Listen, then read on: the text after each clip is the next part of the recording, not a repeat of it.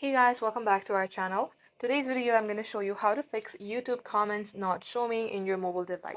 So first thing first, what you should do is launch your settings application. Scroll all the way below, select apps. In here, type in YouTube and then tap your YouTube app. Scroll below, select storage, clear the cache. Once it is so, restart your device and see if this fixes your problem. Also make sure that your YouTube application is updated. For that, head over to your Play Store and then search for YouTube. If you see update here, tap on update. Now lastly, if it's still not working for you, then you may go ahead, browse it via your web browser. In my case, I'm launching my Chrome.